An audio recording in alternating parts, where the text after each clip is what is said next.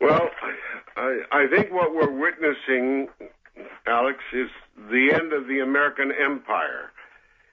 It affects your average American with the unemployment and the collapse of the the financial sector in our country, with the gross unemployment, the balance of trade, the dollar still being maintained as the world's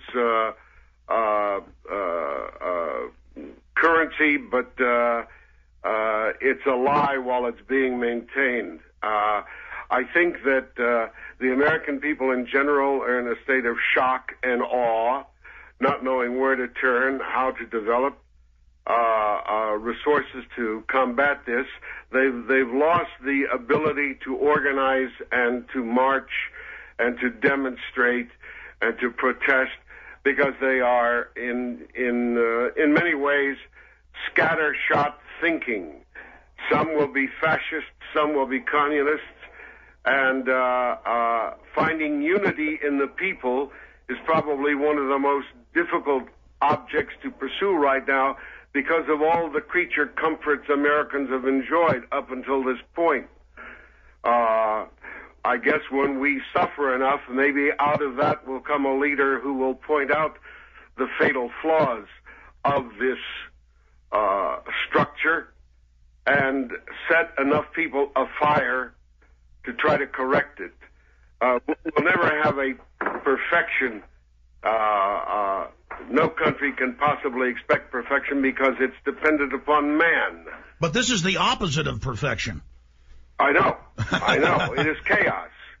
Well, I mean, exactly. It's a bunch of... People will wander around trying to find their ass with either hand.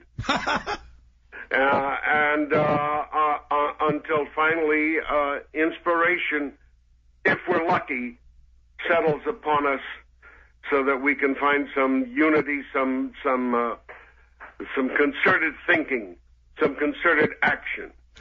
My fear is that with this chaos, what comes out of chaos generally? A dictatorship. And the steps that you elicited before are certainly initial steps towards dictatorship. And if we find that dictatorship, it more than likely will be a fascist dictatorship. Well, sir, you just stole my thunder. That was my next question.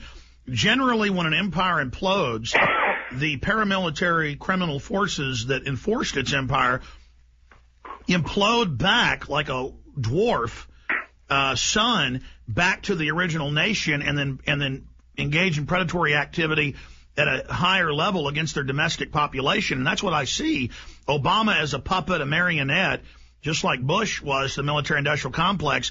And that's why the corporates put him in as a bait and switch, believing that they can carry out a dictatorship of the plutocrats, of the elite, with this, quote, liberal face as window dressing. And I believe you're right. I believe that 9 times out of 10, unless we really speak out now, that this is going to turn into something really nasty. I know. And the next year will be the most important year of all, I would say, because we'll see how the dice roll, and I don't have a great deal of confidence in their coming up 7. Well, let's pray for it. But like Hunter S. Thompson said, pray to God but row away from the rocks. Or the old Bedouin saying, trust in God but tie up your camel. What can we do to stop this from unfolding? Well, keep supporting people like you who create the contrary views of what mass media covers us with. Keep trying as individuals to seek the truth, to find the sources of truth. Thank God for email, where we can fall privy to unconventional thinking. And until they find the way to make it conventional, we should take advantage of it as much as possible. That was my next question. It's like you're pressing it with Ed Asner here, folks. The attack on free speech, the attack on the web, They're openly announcing Internet Tube, which they are saying will restrict free speech. Our final segment with legendary film star Ed Asner.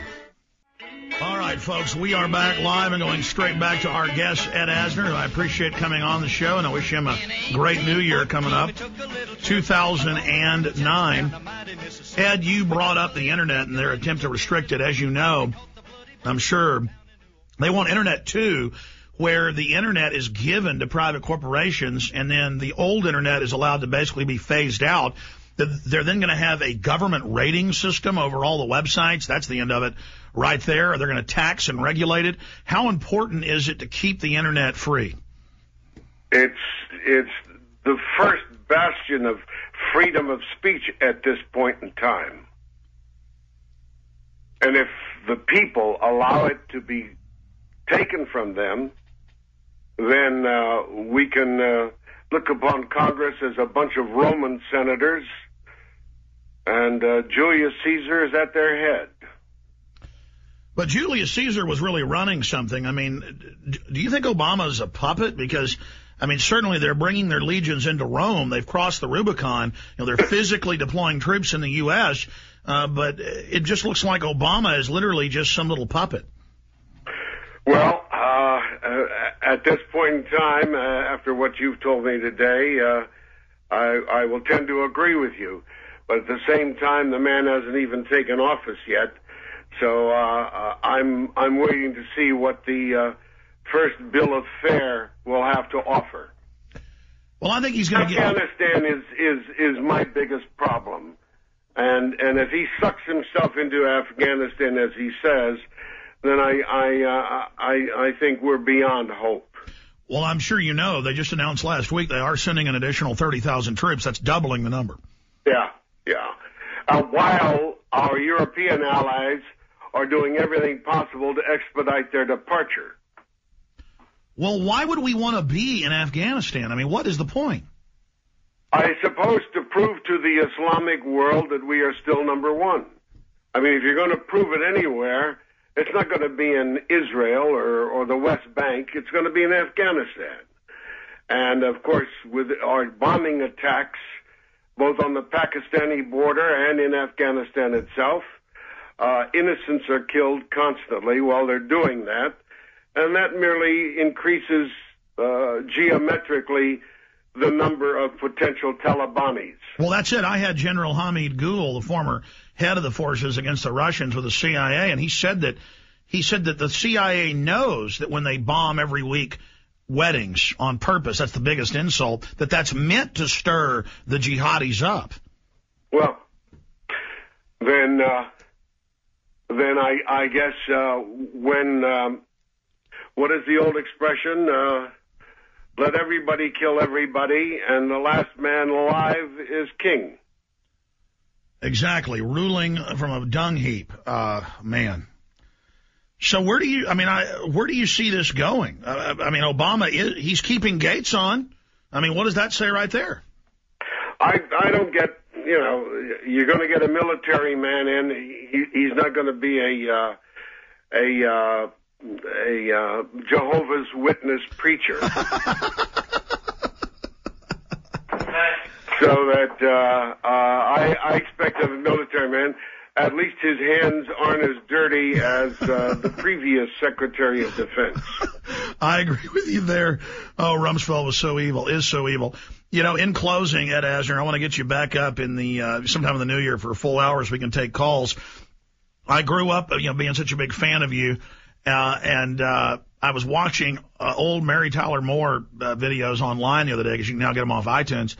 And I was watching Ted Knight, and I mean, obviously that was a character he was playing, but I just love Ted Knight. Can you say something about the late, great Ted Knight?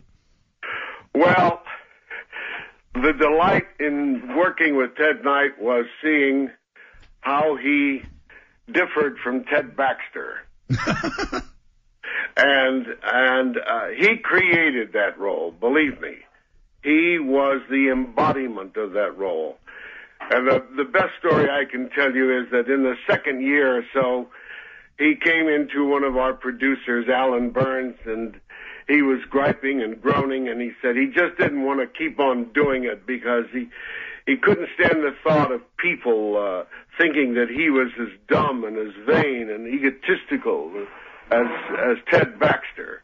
And Alan, our producer, spent a half hour convincing him how respected he was and how admired he was and how people did not confuse him with the character. And finally, he had him convinced. At that point, the other producer, Jim Brooks, walked in and said, "Hey, Ted, how does it feel to be thought of as the biggest schmuck in the world?" Oh, well, Ed Asner will have you on in the first few months of the administration if you'll do it. And I asked you what website you thought we ought to plug, and you said Architects and Engineers for 9/11 Truth, and that's good because we've got them on next hour. Ed Asner, thank you so much, sir. My great pleasure. Thank you, Alex. Take care.